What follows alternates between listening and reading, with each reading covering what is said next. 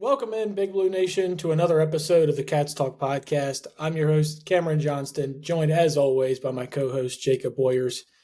Jacob, what did we say after you and I both felt the slightest bit of confidence in this team with this game against Georgia? Whenever we feel confident about this team, here comes the downslide of the roller coaster. Cats obviously lost to Georgia last night at Rupp Arena, 86-78. And Jake, I don't want to say the sky's falling. I don't think the sky's falling. We're not back that far yet. But how do you lose to a bubble team on your home floor when you had an 8-point lead? Yeah, I don't know, man. I mean, I'm with you that the sky's not falling, but this was a pretty putrid loss, and up there with Missouri, both at home. I mean, you take care of those two games, and I think we're obviously having a completely different outlook on the entire season. This one was best case scenario. Losing this game just cost you like 1 seed line and you're like a 9 seed now. Like worst case, you're most likely playing on Thursday in the SEC tournament. The double bye is gone. You're probably going to be, 10 seed in the NCAA tournament, depending on kind of how you finish out. But like, I don't know about you, Cam. I'm having such a hard time predicting like where this team's going to be because, like we've seen, they could easily still come out win, Saturday and win, 4 of their last 5 or something, and you're right back on track. So it's just such a disappointing and frustrating, but roller coaster season. Yeah, and the part that I can't really wrap my head around is we talk about how bad teams find new ways to lose games. And that's what they were doing earlier in the season. But then, good teams find different ways each week to win games. And it felt like halftime deficits, we were coming back. We found ways to win games. Each and every one, certain guys were stepping up. Jasper, Colin, Ortega was taking over. We found different ways to win. Yep. And now we're back to finding ways to lose. That Florida game, obviously, we talked about it for over an hour. You still found ways to lose that game. I mean, it was there for the taking. Florida, I don't think, played their best game. Obviously, Ortega didn't play well in that game. And then in this one, to not score in the final 2 minutes and 13 seconds, go one of your last 7 from the field, while actually getting off to a good start early in the game, especially just against a bad team. Like, Georgia's just not a good team. Bubble watch team who now is probably in the tournament with this win. I just don't know what to make of it, Jake. It seems like they find a way each and every week to lose one of these games. Yeah, and, another way is just, like you mentioned, you're up 8 there towards the end of the first half, and that game should be put away. That should be, you're leaving your dudes in, you're going at them, and you're trying to get that lead to 15 plus at halftime and essentially put the game away. And we did the exact opposite. Everything got lackadaisical. Jasper then came in at that point, and the wheels just fell off. And the second, it was weird because I really did feel confident when we were talking on Monday, and I was telling people, like, I'm betting the 7.5, and I felt honestly really good about it. And then, like, the game started, and everything shifted. I don't know if it was just the look on their faces or what. Like, I don't have a rational reason to say why, but like, I just constantly felt like we were going to lose. And then, up 8, I was thinking like, all right, get this to, double digits and you could be in a good spot. And then the second they hit that 3 to go up 34-31, like, I knew we were going to lose. It was just a pathetic performance. Another stretch was right there in the second half when Chandler hit the big 3 to make it, 56-55, and you're right back in it. You got kind of the momentum, and Georgia goes on a 10-0 run. Like, a team like Georgia should not be going on 10-0 runs against you multiple times throughout a game. It was so infuriating. And, we've talked probably till we're blue in the face about lineups and substitution patterns. And this is one that I couldn't even keep up with the substitutions that were being made. in this game. It felt So like bad. there was no rhyme or reason to a lot of them. And looking at, just like the starting lineup was still +8. Yep. Why? I mean, those are your starters. Why are those guys not playing together more? They played 10 minutes on the floor together. Why are your starters only playing 10 minutes on the floor together? It doesn't make any sense. And then we continually find ways to highlight guys' deficiencies, Yep. like having Jasper and Trent Noah on the court at the same time with Yelovich. Like what? Yeah, Jasper and Yelovich can't be out there together. And then I'm not even. same with Trent, but I really do think like Jasper and Yelly, like it just can't work. Like Yelly, I think you see he's most efficient with that starting lineup because he's the weakest defender out there and can be that. But him and Jasper, it's just other teams are gonna continue to exploit that. Yeah, and honestly, Jasper and Yelovich are kind of giving you, I don't want to say the same thing right now, but it's just like it's all offense. Hopefully they got it going. And then they're consistently ball watching on the defense side of the ball, consistently getting beat for backdoor cuts, anything like that. Jasper had the worst plus-minus of anybody. 2 games in a row. Yeah. And, we've talked about how, like, the plus-minus isn't the end-all, be-all for stats. Sometimes those can, mislead you. But back-to-back games and, the eye test really matches what's going on with Jasper right now. And, Jake, before we even recorded, you're like, Travis Perry, it's looking more and more like it. I'm still not that far yet. I'm not that. Yeah, that was an overreaction, but like it's clear, and we've said it all season. He's not the guy that you hoped when you recruited as a quote unquote 5-star. And I still like there were little moments last night where I thought he made some good plays. Like he had a really nice pass to BG right as he came in, and for some reason, BG decided not to dunk Lost the ball. it going up. Yeah. Well, he got fouled and he made the free throws, but it's like if you dunk that, that's an and one. You were above the rim and tried to lay it in. I don't understand what Brandon Garrison's obsession with not dunking the basketball is these days, but that's all of our bigs. So. But like, yeah, Jasper's just unfortunately, and I don't mean this to like be mean. He's just not very good, and to an extent he has to play more because of the injuries. It feels very similar to the conversation we had with Travis a year ago, and I know there's a lot of UK fans that are like demanding that he's back next year, but like I feel a similar way to Travis Perry. Like if it works out and he's willing to play a backup role and take backup money, I'm good with it, but like there can't be a world where he's one of your 6 leading players next year. It can't happen. He's just not good enough, and he's so bad defensively.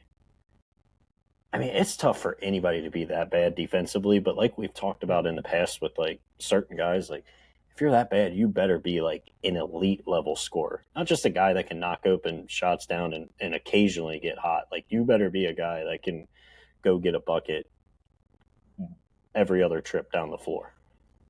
Yeah, and I'm glad you brought that up. So that's exactly where I was going to go to. When we were talking about Travis last year, we were talking about if you're going to be on the floor, and same thing we kind of mentioned with Trent Noah. If you're going to be on the floor as an offensive piece and be such a liability on the defensive side of the ball, like that offense better be next level. Like it better be what we saw from Colin Chandler in this game. It better that's what we need from you if that's what only thing that you're going to provide. The only thing is like I keep seeing parts of Jasper's game that I think are actually developing throughout the year, and I would love to have him back for a year too. But we're also getting to the point now of like there's a salary cap on everything, Jake. Obviously, I'd love to have everybody come back, but you only have so much money, and that money's got to be allotted in the best way possible. You and I know that perfectly, being Reds fans, Jake. We don't spend any money. We just got to go bargain bin hunting. Sometimes that's what you got to do. You got to let your best players grab a Nathaniel Lowe on a minor league deal and hope it works. It's exactly what you got to do. You got to find stuff. I mean, look at Austin Hayes. I think that worked out pretty well for you.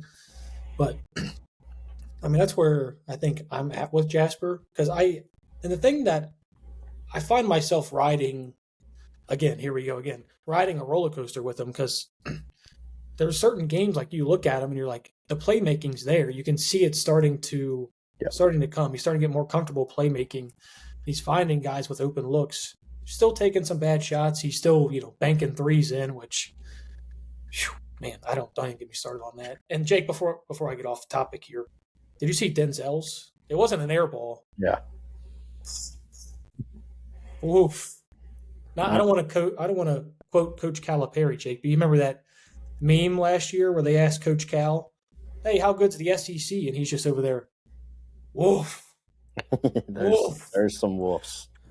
That's what it was. But I'd love for Jasper to be back. I'm with you though. You have to find out the money value that works, and I don't know if he's the best fit for this system. Like I think we've mentioned this. I think with Pope's system, you want a lockdown point guard. Like you want that Lamont Butler type who can. It doesn't even necessarily have to be the scorer that Jasper is, but I think you want more of a ball stopper.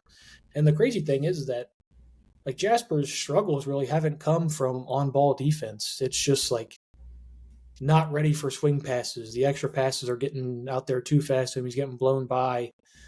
And if he's getting blown by and it's just BG back there, there's going to be no rim protection. BG's going to go up for a fake swipe at the ball, and then there's going to be a putback by Santo Zero. Yep. Yeah, Santo, it felt like killed him with that, right? And there was a lot of that.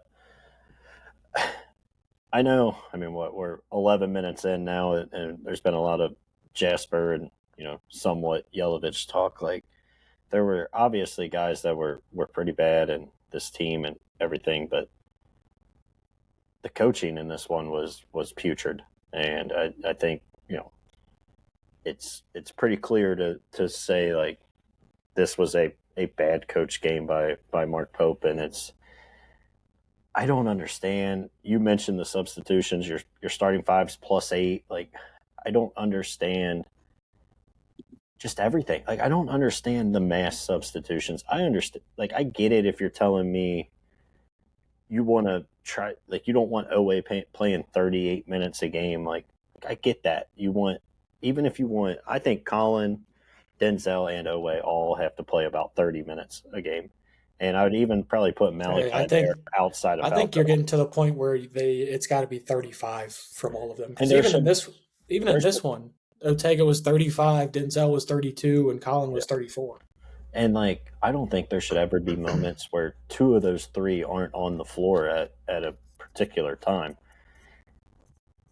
But I don't understand making the like mass substitutions. Like, work your bench in with getting one guy a break, right? Like, you don't need to pull away and Denzel at the same time, or Denzel and Colin at the same time, along with Malachi, and run a lineup of BG, Yelovich, Jasper, Owe, and, Mo, or, well, not Mo, I guess, or Trent Noah. Like, we saw that lineup it was only a couple minutes, but like, still, like, that should never be the case. We've talked at length about how much Owe looks better in these particular lineups. Like, think about the games Trent Noah's looked the best. It's when he's out there with Denzel, Colin, Owe, and Malachi. Or, probably the same thing. We can make the case for Jasper. He looks best with those other two guards on the floor, and, Malachi still out there. It's like we're doing these 3-4 of your starters not in at the same time, and this team is nowhere close to good enough to do that. And we saw some of that a year ago, and I think it's even more detrimental this year just because this bench is not very good. The bad thing is, Jake, is that I think there's a lot of guys that can't play a good amount of minutes with certain people. Like, I don't like seeing Ortega and Jasper on the floor together. Like, that's one that I don't like. It didn't work any part of the game yesterday. And there was a good amount of time where those were just the two guards, and that's how we were running with it, with Trent at the 3 and then BG and Mo, or Yelly and Malachi. Especially because when you're talking about those two defensively, there's no two people who ball watch more than Ortega and Jasper. And you're just getting beat constantly on the defensive side of the ball. And I know it sounds like I'm trashing Ortega here, and I'm really not trying to. He obviously had 28 points, tied his career high. But there's just, when your best player is someone who does similar things to like what Jasper does, on the defense side of the ball, just without that upside that Ortega has for pick sixes. Yep. You can't play them together. And Jake, tell me, this is just talking about lineups here. Are we ever going to see a lineup with Yelovich and Mohamed Diabate on the floor at the same time? Because I don't know if we've ever seen it, and I would love to. Like, that's, in my opinion, like, I think that's probably, with getting offense out there and, like, not sacrificing physicality and defense, I think that's your best bet with the combination of the four of those guys. Because then Mo can slide down and play the four, still gets those rebounds where you can see Yelovich is struggling in those pick and rolls, and when he does have to go out and guard the perimeter on those back cuts. I honestly think that's something that solves a good amount of problems for us, but it's something that Pope is just refusing to do, and I don't know if we've ever seen it. Yeah, I know, and I said it after Florida. I'd probably reiterate it again on this one. Like, I think this would have been a really tough game for Yelovich at the 5. Like, he would have been pushed around, and I know it was a bad game regardless, but like, yeah, but they were what, like 255th in defensive rebounding. Like, this was not a good rebounding Georgia team. Yeah, and really, I mean, it wasn't something that wasn't the problem. Like, that really wasn't the problem in this game. Like, we out rebounded Georgia 43-36, had the same amount of offensive rebounds. Like, that wasn't the problem in this game. I don't know, man. You got to start trying something with the bigs, because if you're not willing to run out Malachi and Yelovich for an extended run, and you got to, because when we're talking about like these wholesale changes, yep, like that's what we're talking about with the bigs. It's every time. Like, you don't usually see a 1-for-1 swap. It's always 2 and 2. And at some point, man, like, I'd love to see Mo and Yelovich. And I genuinely think this was a very good game to be able to do it, because, I mean, Samto was not playing well before he came into this game. And I think a lot of that was done on Brandon Garrison.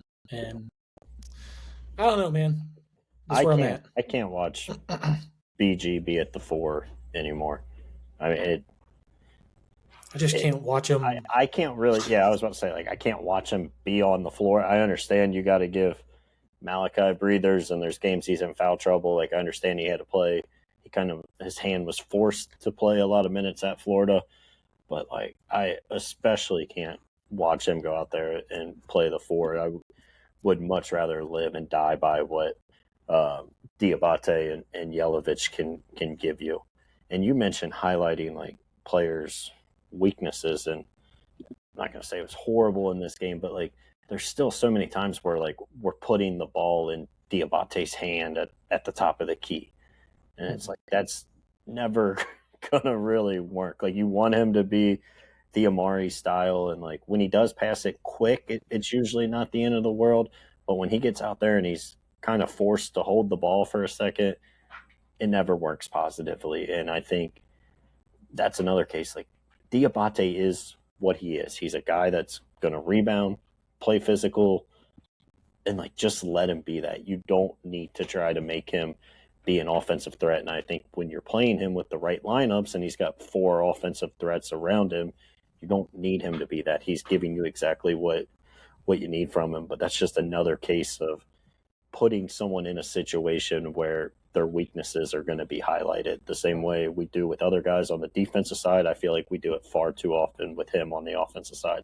And I don't really think it's fair to him, because there shouldn't be a world where we're asking him to make plays from the top of the key.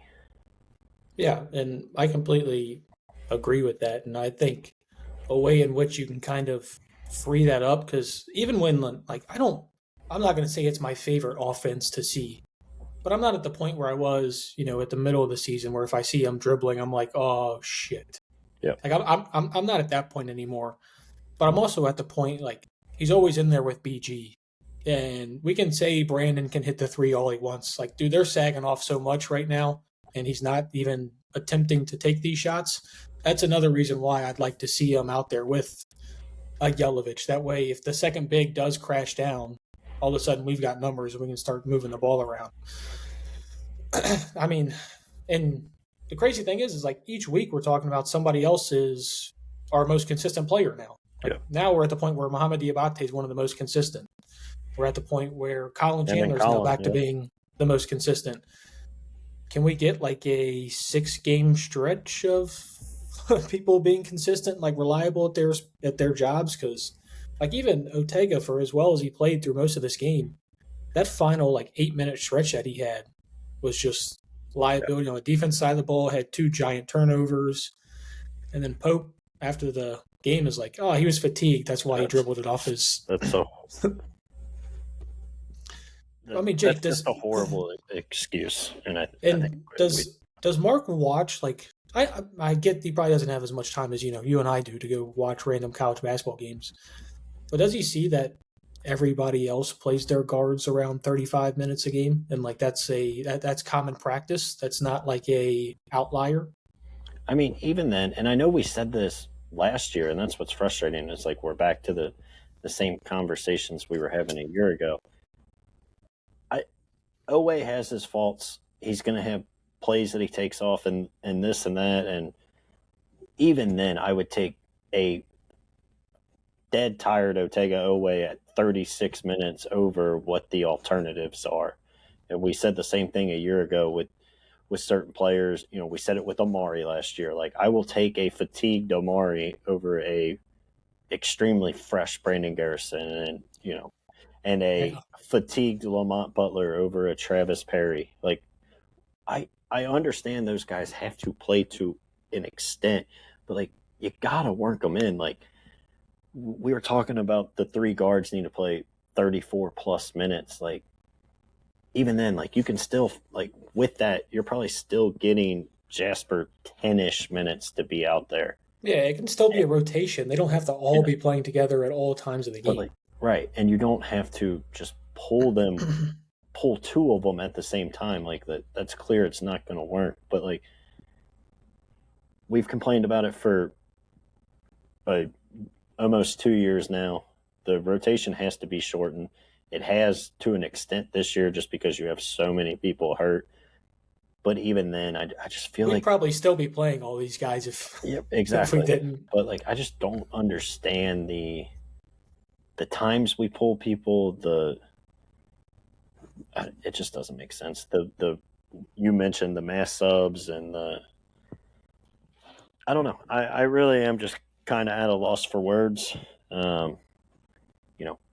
I said it after Florida, like the way this season's gone, what makes the most sense is for us to lose to Georgia and then come out and we'll beat Auburn by 10 plus, and maybe even next weekend go beat A&M and we're all like right back in. But who knows? We might go lose at South Carolina next week. Like none of it Don't put that out there. Don't put that. I don't know what I wonder. Like you would definitely. I'm still scared of Downey, Jake. I'm still scared of Downey. You would definitely be up on the year. I wonder how much you would be up. I would want to actually go look at it. If you every single game bet the money line underdog in every power conference game that Kentucky's played this year. Because I think the only ones where we were underdogs and lost were outright were Florida, Bama, and Louisville.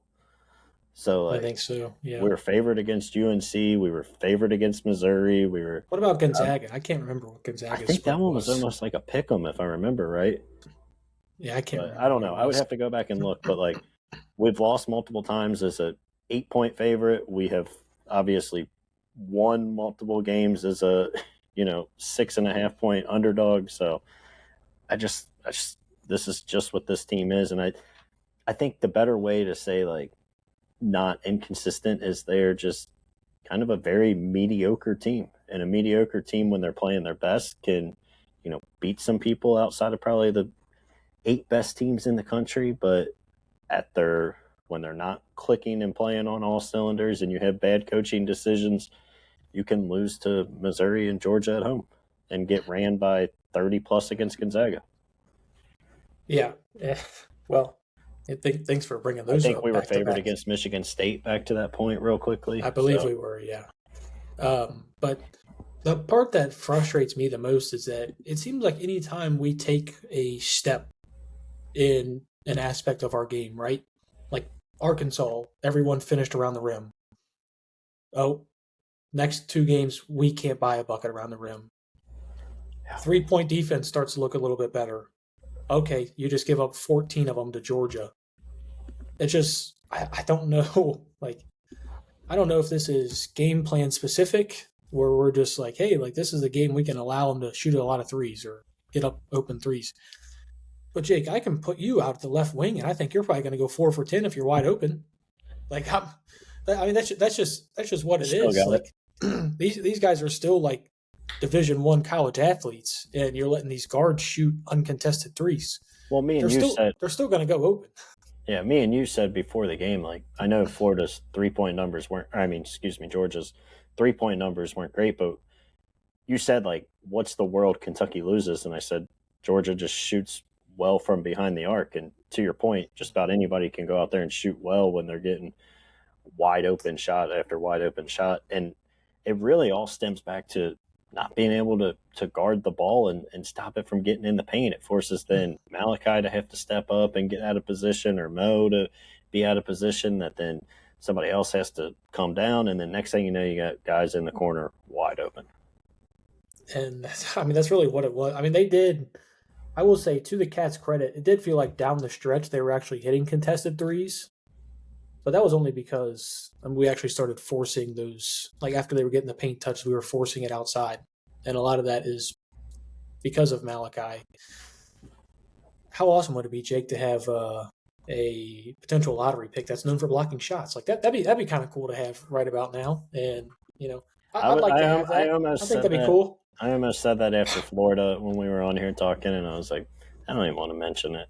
So, all right, well, we'll move past it. But another thing that I just wanted to mention, like, our assist to turnover ratios, like, we've been terrible in that all season long. And I get it to an extent. None of these guys are true point guards, but I think we're getting to the point where Denzel Aberdeen, he's not a good or a great point guard, but you're getting to the point where he's creating for other guys. Had 4 assists in this game, no turnovers. I think Denzel's playing well. Didn't shoot the ball well, 4 of 11. 4 of 7 from the free throw line, which, Jake, you know me, and the free throws, man. It's killing me as well. But I don't understand. Like, you saw Denzel Aberdeen routinely getting in the paint in the end of the second half and creating open looks for Colin Chandler, who actually missed both of them at that time. But, like, you saw him getting there and getting us shots that we wanted to take. And what was the solution for Pope? It was, hey, let me get Ortega driving right, which he's not good at driving right. I think if anybody knows that, he loves going to the left side there. And he just dribbles it off his leg out of bounds, and the game's over from that. Yeah. And, like, we mentioned it earlier in the year, and it's still true. Like, you can almost tell, like, did Kentucky play well and, like, win or, play a really good team close based on their assist to turnover ratio? And it's never got, like, Georgia had 20 assists on 7 turnovers. We had 13 to 13, like, just 13 so about 3-1 to about 1-1. Yeah, and but it's not even just the assist to turnovers. Like, the assist numbers, I think, just show when this team's clicking offensively and when they're not. And it's because, the ball kind of stalls, and, at times Ortega can still kind of go get his man and get to the rim, but, like, there's very minimal ball movement. And I don't know the exact number. I wonder how many of those assists were, like, on either turnovers or, like, just kind of a hurry up, rebound, get out and kind of run. And, like, it felt like feels like a lot of times those are the only time we even get an assist. Yeah, it's so frustrating because it's a new guy. Like, it's new guys finding ways to turn the ball over. Like, Yelovich had 2 turnovers, pointless turnovers. Malachi had 3. Ortega had 4. It's like, you get to a point and it's like, we gotta. I don't know with Ortega. I really don't, because, like, I'm reminded about the Arkansas game. Anytime I say anything about Ortega away, that's the first thing that's brought up to me is, oh, what about that Arkansas game? He did everything in that game. If the 1-2 is there and he's locked in on the defensive side of the ball, he's terrific. He's always going to turn the ball over. He's always going to shoot a bad percentage from the free throw line, which, Jake, he actually went 2 for 3 in and 1 conversions, free throws, which I That's a was like, big oh, improvement. Jake's gonna love this. So I made sure to keep a mental note of that one there He for you. still makes those plays, man. That one in the second half was pretty unbelievable, where he kind of swung it around. hmm But And I was thinking about this earlier. It's just like he's like Dwayne Wade, and not like the 10-year vet Dwayne Wade. Like when you saw Dwayne coming out of like Marquette, and not obviously the game has changed so much. So like would Ortega have fared that much better in the game back then? Sure, probably. But when you're talking about like a Walmart brand version Dwayne Wade and he's your best player trying to take you to whatever height you want to go to, I don't know if it's going to work because he's not doing it on the defensive side of the ball right now, and it feels like game in game out we're like, hey, he showed up on the defensive side of the ball. Up, he didn't today. Like the Florida game, he didn't. He didn't against Georgia. Will he against Auburn? Jake, your guess is as good as mine. yeah, I think the frustrating part, back to like you were talking about the inconsistency, and like I think if you asked us the two things we wanted to see from this team to like, you know, if we both talked about like they happened, like you would feel pretty good. It's Colin Chandler takes more threes. Ortega gets back to, I mean, I thought it was honestly a fairly efficient 28 outside of the turnovers down the Yeah, it stretch. was. But it's Mm-hmm. like those would have been two things that, like, if I told you that before the game, you probably do think we win by 10 plus. It's just everything else was so bad. Like, I still think, now, can you be a Final Four team with Ortega as your best player? Probably not. But like, could this team be consistent and be, a team threatening for the second weekend with him as your best player? Yes, but like, you got to have stuff around him that helps. And I think clearly we talked about with coaching decisions and the way Jasper, Yelovich, and BG played last night. Like, it's going to be extremely hard for you to essentially overcome that. And Denzel, with a pretty poor offensive performance. Yeah, and we talked about how we need those three guards to score about 60 to 65 Yep. in every game for us to have a reasonable chance of winning. But let's also talk about the other guys. Like, I mean, 4 points from Yelovich, 6 from Malachi, 5 from Jasper, nothing from Trent, 2 from BG, and 1 from Mo. At least Mo got you 9 boards. Well, Like, yeah, yeah, again, these guys did other things outside of that. six offensive, like 6 of Dude, your 9 on the. Mo was ridiculous, and I love the role that he's kind of like I agree. finally started to adopt with this team, and it's really started to change the way I think he's viewed among Kentucky fans. But you're literally talking about, first off, you had 8 points off the bench. Like it's hard to win any game like that when Especially you with have how much you play your bench. eight Like, points off the bench, and then outside of those three, you had 18 points not named Ortega, Denzel, and Colin. yep. It can't you can't win games like that. And I get that they took a lot. They obviously take a bulk of the shots. I mean, they took 30 shots in this game, but that's still only half the shots, Yeah. Jake. No, I mean, I agree. I didn't think it was obviously like Malachi's best game. sorry, 40 shots. I can't do math. They took 2/3 of the shots.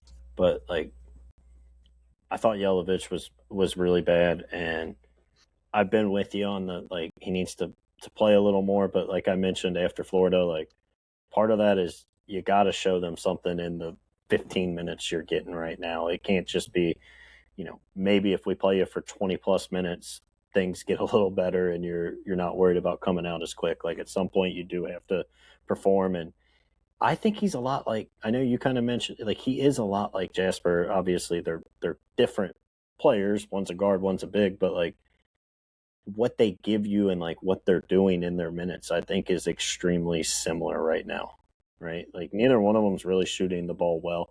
They have moments where they, make 3 or 4 good plays in a row, and you're like, wow, this could be, something special. And then it's right back to, they get cooked on defense, and then they try to do too much on offense, and it's either a bad shot, or in Yelovich's case, he's turning the ball over a lot right now. So like, it's tough. And then to your point of 8 bench points, you're playing the bench a lot. Like, if you're going to play them, they got to find ways to score. This ain't like, when Cal first got here, the John Wall team where he's playing 6 players, or the year we won the national title and we're like playing 7 and your 7th man's Eloy Vargas playing 8 minutes a game. Like, these guys you're getting a lot of minutes out of your bench for them to only give you 8 points. Like, it's just nonsense. They played 54 minutes and had 8 points combined was the bench production. And 2 of them were Jasper threes, like on his 2 of 8 from shooting. So, and I don't know, Jake. I'd love to say it's something that I think is going to change, but again, we're still not putting these guys in the right positions for. Yeah, I'm with you. I don't think. Right now, I think where Yelovich would be most comfortable would be playing alongside Mohamed Diabate. He doesn't have to be the physical guy. He doesn't have to be, doesn't have to, and then he doesn't have to go guard on the wing on the other side of the ball either. Like, it kind of takes away both of his deficiencies and just lets him go highlight on the offense side of the ball. With Malachi, yes, Malachi gives you some of that physicality. Malachi also can't stretch the floor at all. And he can't. When you go out there, Malachi is not guarding anything but the 5. Malachi is not going to be able to guard the 3 or the 4, not going to have that ability to switch like Mo does. And I'm not saying, like, at any point Malachi should be benched for Mohamed Diabate, not what I'm saying. But I'm saying when we're talking about trying to find lineups that work, instead of doing these wholesale changes with the bigs, like, see if it works. Like we're mentioning right now, like, none of it's working with the bigs scoring wise. Find a way to see if, even if it's Malachi and Mo, like, I don't think it's going to work, but hell, give it a chance. See if it does work. See if that's something that gets it going. I would take that over Malachi and BG together. So I didn't think we were going to see that one much either, and we did. So, and I am with you. Like, you mentioned it, the starters were still +8 in this game. Like, just run with that. I don't know, man. Like, here, tell me if this is something that you think of what Coach Pope thinks. I think like in this game specifically, he's like, oh, I got this lead. Let me get all these guys their breathers now. Let me get all of these guys. Let me get them their rest now. What about just pedal to the floor? Let's run this thing up to 15, 16 points, then get them the rest. Like, I get, you can't guarantee that it's going to go up like that. But why, if you know that when you do those wholesale changes, it's going to immediately get cut down? Like, I think even last year when Pope brought up this stuff, he's like, yeah, we know we're going to give up some when we do these changes, but, we're hoping they can just keep it. Hold on. Almost. Yeah. That's basically what he's saying. Like, just hold on to the ropes and hopefully, we're still leading when these guys get back in. How about you just, like, put the coffin nails in, man? Like, I agree with you. And I said that, like, that should have been right there. You're up 8. Go get it to 15 and put this thing away. Like, if we sniffed 15 plus at any point in that game, it's done. It's over.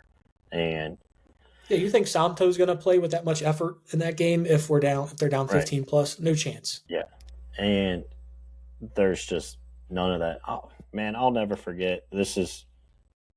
I'm gonna show how a 6th grade coach overcame this same thing and figured it out within one time, and Pope still hasn't. I'll never forget 6th grade. I wasn't the best player on the team. I was a solid, I started most games, but, solid 5th option. I'll never forget there was a game we went up 15 and our coach pulled our best 3 players, and within 4 minutes the game was tied and we ended up losing the game. And I heard the assistant tell the coach as we're walking off the floor, we can never not play 2 of those 3 at the same time ever again, no matter what the lead is. And, like, I feel like that's, like, what we need to do with Pope here is be like, there should never be a time, no matter what the lead is, where you're not playing 3-4 of your best players at all times. And it's like, he doesn't want to do that. And I could even understand, let's say the lead was 10 and you wanted to get Ortega and Colin a couple extra minutes and you wait till the 2-minute mark or a minute and a half left in the first half and you're like, I'm going to get you a couple extra minutes with the break coming up. Like that would make sense. I still wouldn't love it, but like that I could They've like got a red 20-minute line. halftime. They'll be fine, dude. They're But 22 like and 23 years old. They got a 20-minute break. They'll be fine. but like to do it with 5 minutes left in the first half, like what was the goal there? Like take them out for 2 minutes and then put them back in with 3 minutes to go. Like I don't understand what the plan was in that situation. I think a lot of it is just paralysis by analysis. And he's looking at so much that he's like, hey, Ortega's efficiency numbers really drop off after 34 minutes. It's like, yeah, That's I fine, get but that. like you can't look at I the get others exactly. analytics and be like, this Exactly. justifies it. Yeah. I'm there with you, and that's the point that I'm trying to make. It's just like if the other guys aren't working, like Jake, if we're the bench options and you got to go from Denzel running the one to me, we're gonna have some problems. Like it's just I don't know. I haven't laced them up in a minute. I could probably give you a solid 3-4 minutes, but there's going to be some defensive liabilities in there. I can tell you that. I'm probably going to get yammed on. It doesn't mean you should give Denzel that break. I mean, Yeah. that's kind of where we're at because none of these guys that are coming off the bench, besides Mohamed Diabate, are begging for more minutes. Like none of these guys are earning more minutes. Brandon Garrison is not. No. Obviously, Jasper is not. Trent Noah, Jake. I walked back all my comments after the Arkansas game that I'd made about Trent, and now they're full pressed again. Man, he just can't play. You can't play him. We're back to that, and a lot of it is to the point of where we talked about the way you're using them Yes. are bad. I And think he does it with Trent as well. And it's not necessary. I'm not going to say it's not fair. These guys are getting paid and they're making a good amount of money. So everything's fair, Jake. They're all making more money than us and they do a lot less work. So, but you still have to perform when you're out there, at least to you got to add something. I think Trent Anything. is a product. Again, he's not a great player by any stretch, I wouldn't say, but like he is a And when player you're that out there to miss the front end of 1-1, man, the front end of a 1-1, are you kidding me? it doesn't help, and I understand, but A like white kid from Kentucky, and you're not going to make the free throws, Jake? I do think like we saw the best of Trent Noah in Arkansas, and I think it was because he was in a role that kind of suited him, and then after that, you're right back to just playing him a handful of minutes and playing him in lineups that it just doesn't work. And I think it's back to that wholesale substitution, like the same way we talk about Jasper would probably look better with certain lineups, and Yelovich looks better with certain lineups. Like Trent, again, like this is a game I think he probably could have played the floor for a little bit. Like imagine how much better he would look if he's your obvious fifth option out there, and he's out there with Colin Chandler and Denzel and Ortega. You want to talk about a team that can space the floor at that point. You got it with Malachi or whoever you want at the 5. I think that, but I'm not saying that's a lineup that needs to be out there playing 20 plus minutes, but of Trent Noah's 6 minutes that he's averaging a game, I would take him playing 6 minutes with that lineup versus what we try in these other situations. And Jake, it's maddening because I thought we had almost gotten to a point where we had realized and kind of accepted that these guys have to play this many minutes and these are where guys kind of thrive. I thought we had gotten to a point where we were a little bit past that. You would think, and then now we're even hearing that they need to play less. And then, after the game, he mentions Jasper had a great game. Yeah. What are we? What do they look? I'd love to see, and we've talked about this. I'd love to see the exact analytics that they're looking at. Because while I will agree, I think Jasper did give you some things on the offensive side of the ball, like he was playmaking a little bit. I thought he made some really good passes. Yeah, he was getting into the paint. He was still 2 for 8, had 5 points. Some bad shots, and it's just what are you looking at? What is the stat that you're like, oh, the stats won't show it, but Jasper played really well. He was minus 16. He's been back to back your just worst player on the floor. Well, we've talked in the past, obviously, like plus minus isn't the end all be all, but I do think when you have one or two guys that are so drastic from everybody else, that checks out. Now, were they really worth losing 6 points or 16 points or I don't know, but like there is if every game, all you play 9 guys and 6 of them are within this much of a plus minus, and then you have 2 outliers every game, like that tells you something. And there's no way to hide a minus 16 and a minus 13 with Trent Noah, and everybody else is within 1 to minus 3 or 4 points. Perfectly said. That's where I was waiting for. I didn't know if you were going to get to the Trent Noah outlier as well. Yeah, well, that's why I said 2 guys. Yeah, I know. I didn't know if you were going to get there, and I was waiting the for it. game I was before ready. it was Yelly. It was Jasper and Yelly, but like Honestly, there's I one thought common you denominator. I thought you ooped me, and I was ready to come in for the slam, and then you kind of just took it yourself, Ortega style, and Yeah. you made it this time. I finished. You made it this time, so that's good. But Jake, this is something we continue to say, and I'm almost getting frustrated hearing myself say it. What's the next step? Or is this just? I think we just hold on, right? We're on the roller coaster. It's clear. It's like for our Cincinnati people, like the flight of fear, right? All the lights are off. We don't know if we're going up, down, sideways, looped around. What's next? We don't know. You just know you're strapped in. We just know we're strapped in, and this thing could go back up. It could stay on a steady decline. Like, there's no predicting this team. Again, they win multiple times as big underdogs. They lose as 8-point favorites. Like, I really don't know. I think I have a better chance of predicting tomorrow's Powerball numbers versus telling you what this team's going to do Saturday. Because really, like, there's not one outcome Saturday that would surprise me. Like, we could go win by 15 plus, if they get ran on the road, I think that would surprise me now. I do think. I mean, maybe like Vandy was not that long ago. Maybe like ran like 25, but like I wouldn't be surprised if they lost by 10. I wouldn't be surprised if it's a nail biter coming down the stretch. I'm more talking about. I don't think they can lose by 15 plus, especially this Auburn team. It's just not a good Auburn team, but like that would surprise me. You could tell me it's a close game and we go out and we make every play down the stretch and we win, down the stretch. You tell me it's a close game and we come down and Ortega and Yelovich have 3 turnovers in the final minute and we piss it away, or you can tell me we go out and win by 10 plus. Like, none of those 4 scenarios would surprise me. Roller coaster. I think that's what you just described. Nothing. A pitch black roller coaster that you can't feel what's coming next until it's there.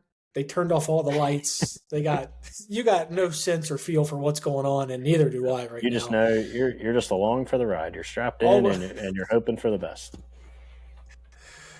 Well, we keep hoping for the best, Jake. And there for a while we were getting it 8 of 9. Now you've lost 2 straight.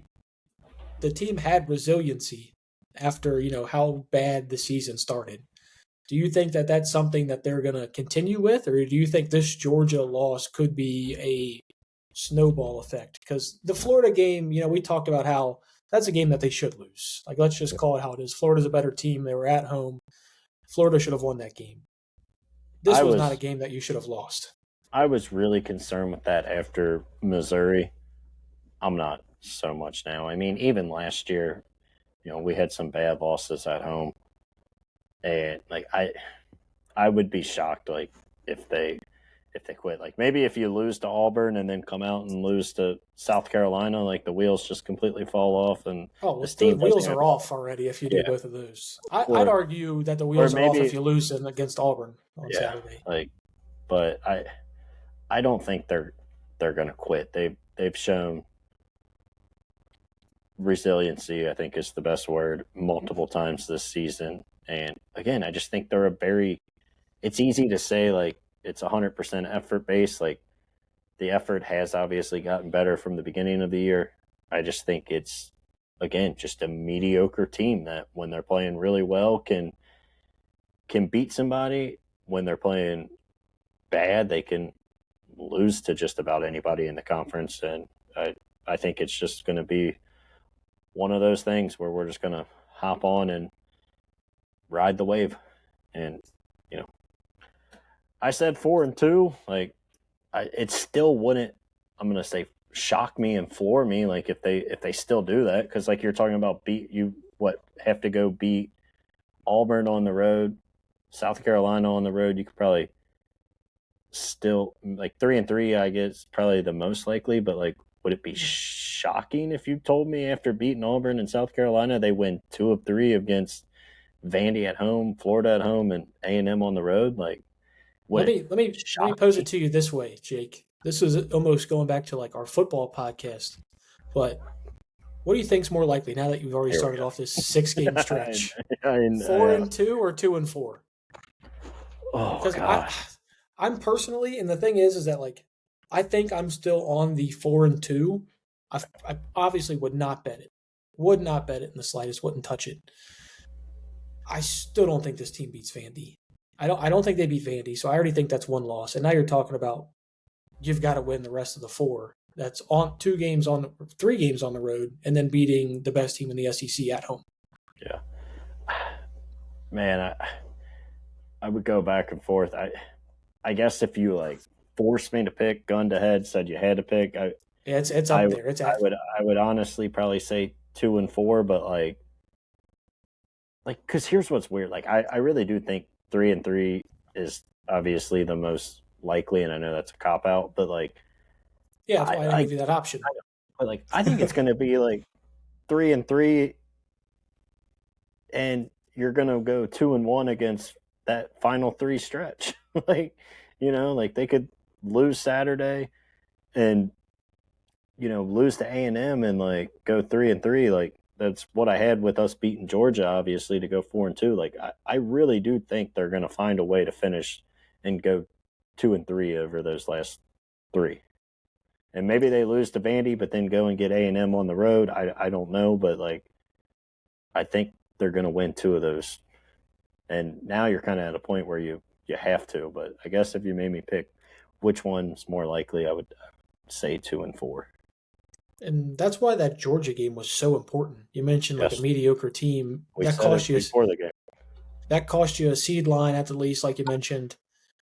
And now you're talking about like when you're talking about a mediocre team going into March and going into SEC tournament, NCAA tournament, it's about the draws that you get. It's about your path to the Sweet 16, to the Final Four, and even all the way to Indy if you can get there. You just made it so much harder for yourself.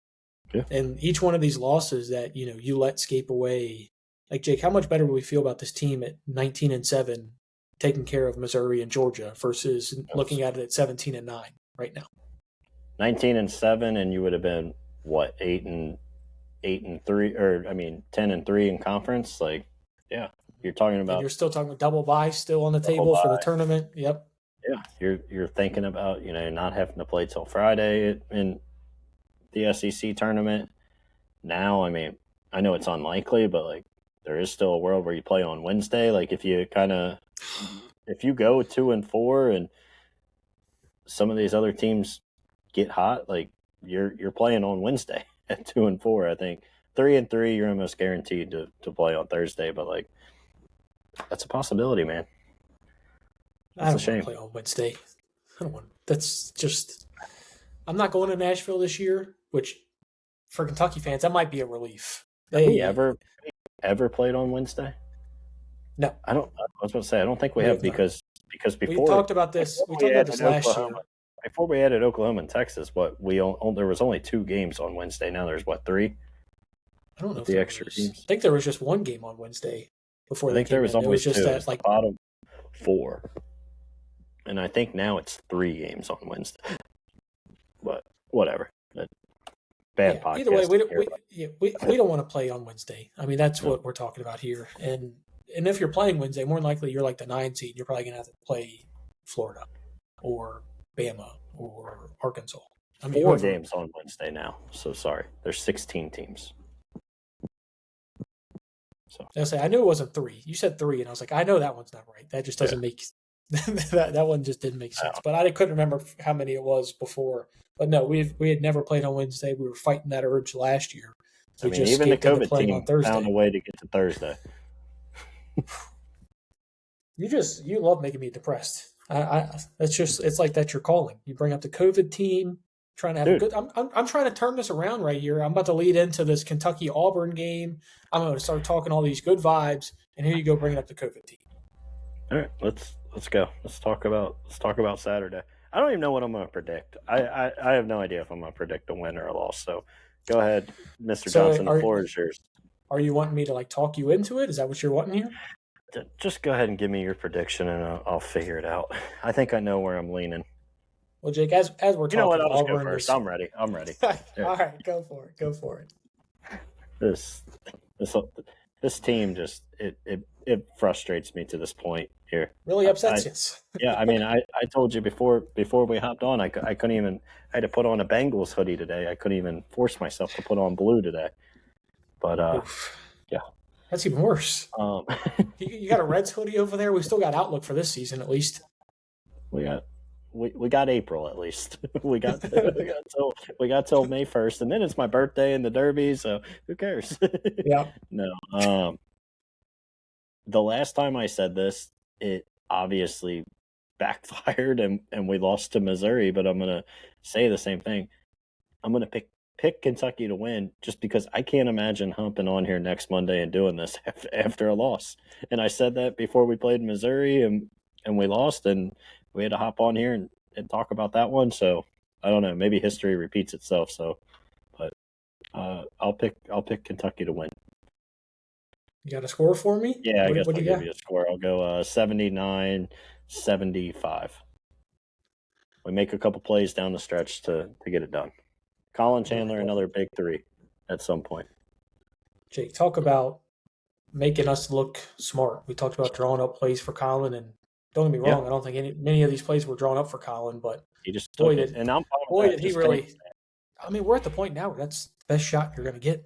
The last 4 games of SEC play, he's shooting 65% from 3. And I love it, right? Like they ran that pick and roll with him 4 feet behind the 3-point line, and pulled it. Georgia went under it because he's 4 feet behind the line. Like that's his range. We saw him do it even last year in the NCAA tournament. Dude, the closer he is to the 3-point line, I swear it's not going in. He needs a 2 to 3 foot buffer at minimum. I mean, I know the NBA 3 is not as far compared to the college one as it was back in the day, but he really does have NBA range. All right, Jake, I'm going to give you mine here. I'm also going to pick a Kentucky win. I told you I couldn't go this negative. I don't think this Auburn team's good. I mean, they're playing Mississippi State as we speak. They've scored 3 points in the first 6 minutes of the game. So, hey, don't challenge Kentucky. There's a very real world where we could do it. We've done it. Yeah, we have, Jake, and I don't like that you keep bringing up all this. Games with 11 minutes without a field goal. So, I mean, all right, enough of this negativity. I don't need it. 4 in 8 minutes, and they could have us doubled up. Enough of this negativity. I don't need it. But I mean, I'm sorry. They've lost 4 games in a row. Granted, those have all been top tier SEC teams: Tennessee, Bama, Vanderbilt, and Arkansas. So depending on what they do against Mississippi State, they could be in a real just landslide. Yeah. I mean, Todd Pettiford, it's still terrific. I think he's still very good, but I think Stephen Pearl's a clown. I mean, I don't never should have gotten the job. But. Yeah, I was about to say that we don't even need to get into that. We could probably go another 20 minutes on that. I mean, that's like John Calipari retiring and letting Brad take the keys. Which it's a little better than that. That would be. You want to talk about a cinema? I would love for that to happen in Fayetteville, Jake. Now that I hear it, I really want that to happen in Fayetteville. But getting back to this game, I don't think Kentucky's going to lose 3 in a row. I think they've gotten to the point where they're almost past that. I think this is going to be a game in which Colin gets a lot of threes. I actually think this is going to be a somewhat high-scoring game for us. I think you're starting to see us turn the corner when it comes to 3-point shot-making ability. And a lot of that is Colin. Denzel's making some. Ortega's actually hitting some as well. I think there's a chance the Cats get near the 90s in this one, Jake. Near the 90s. It's something we haven't sniffed for. I mean, it feels like it's been a while. Maybe it hasn't been that long, and it just feels like it's been longer. It was Oklahoma, so it actually has not been that long. Feels like it's been a lot longer than that. Worst team in the SEC. Well, second worst team in the SEC. Yeah, that's true. So I'm going to go 88 to 82 Cats. I think they get the win, and they start a 2-game winning streak after. Let's go. That's where I'm at. There's the positivity.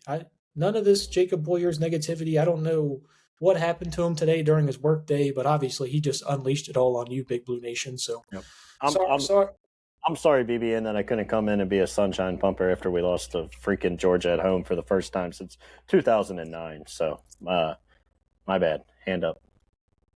Last time since Billy G. So I was waiting for it. That's literally, I paused because I was waiting for the Billy G comment. Jake, I kind of miss Billy G. Great guy. I'm not going that far. Great guy. No? I'm not going to dive into it because it is another 40 minutes. We'll talk about it, but like, I'm still not out on Pope. But yeah, I'm sorry. I can't be positive after less than 24 hours later of watching us lose to Georgia at home. As you shouldn't be, Jake. And, we're not sunshine pumpers here. Sunshine? We're not sunshine pumpers over here. But if there is good news in Big Blue Nation, we'll obviously be the first ones to give it to you here. Anytime I try to do an outro, this guy always finds a point to go in for. What do you got for me? I meant to bring this up, and I want you to give I know it's kind of a deeper question, but I just want you to give like a 30-second answer to it. I heard Rob Doster after the game on Field of 68 talk, and he said that this really shouldn't have been as a surprising thing. When you look at Georgia's roster and Kentucky's roster, they're a lot more similar than I think we kind of gave. I know we said Georgia's not very good, but his point was on paper, these rosters right now are really not that different talent-wise. So I wholeheartedly believe what he's saying. I mean, I don't. You did say Georgia stunk, and I agree. And I think we kind of stink. I don't. I mean, I think that's kind of where we're at. We're talking about. I was really fishing that out there to get some negativity out of you as well. So I mean, all right, let's get out of here. I mean, that's where I'm at. Mr. Negativity, Cam Johnston, ladies and gentlemen, he can't hide it that well. He tries to. I tried to hide it. And then I tried to hide it. A good reporter like myself just asked one hard-hitting question. Thank God I didn't ask that to Mick Cronin. He would have screamed at me and berated me in the tunnel. Yeah, all I'm saying is, Jake, if I hear you raise your voice at me, we're going to have problems. Hey, 2 days ago I said he's the biggest crybaby in the sport, and it's nice, People say I don't know ball. I think I know ball, and I know people. Jake, the YouTube comments have been giving you a lot of grace, man. They say you know ball out there. The people are saying, Cam. The people are saying, and hopefully the people keep coming back, and make sure you guys like and subscribe to the Cats Talk Podcast YouTube channel. Follow us on X. Jake's usually getting in some Twitter beef with somebody, calling Jerome Tang a clown and taking victory laps on his firing. We've got that going on over there. Check us out on Facebook, Instagram, and TikTok. There's always some TikTok drama, Jake. We're not going to get into that here. But we've always got some drama firing over on the TikTok. Big Blue Nation, that is going to be all for Cam and Jake. We got to get back into the winning column, Jake. Saturday in Auburn, Alabama. Let's take care of the nepotism hire in Stephen Pearl. Let's, go Big Blue. Go Big Blue.